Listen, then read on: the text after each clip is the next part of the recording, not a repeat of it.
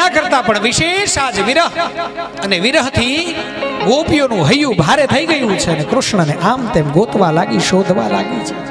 કૃષ્ણ, કન્હાઈ, કનૈયા, કાનુડા, ક્યાં ગયો તું? ક્યાં છે? અમને છોડીને આમ ન જતું રહેવાય. સાંભળ. આમ તેમ ગોપીઓ દોડવા લાગી છે. દોડતા દોડતા પગીરું મળ્યું, ભાળ મળી છે. અને પગેરું લીધું.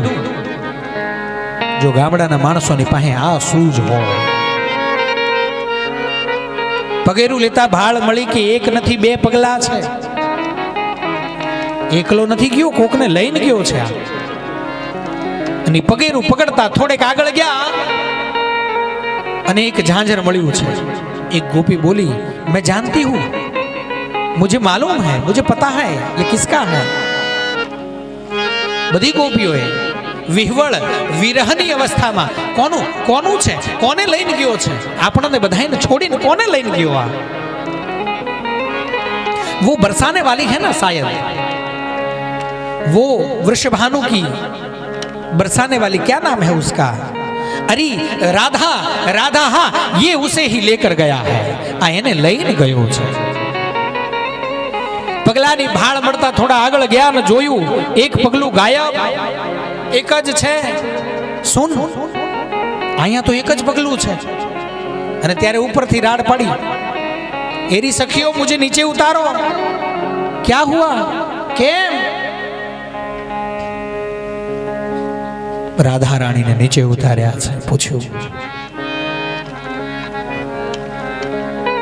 રાધારીને સાથે લઈને કૃષ્ણ દોડ્યા છે. ગોપીઓ પામી ન જાય, હું ગોપીઓને મળી ન જાઉં એ ભાવથી થોડી ઉતાવળ રાખી.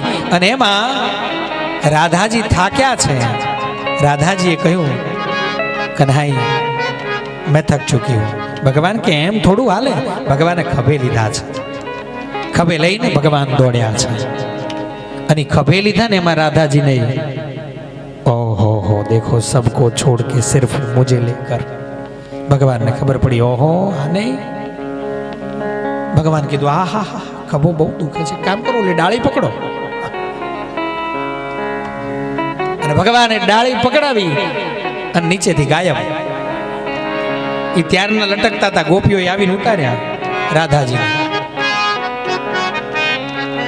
અને પછી ગોપીઓથી રહેવાનું નહીં. ये ऐसे नहीं मानेगा. कन्हाई हमें पता है तू यहीं कहीं है.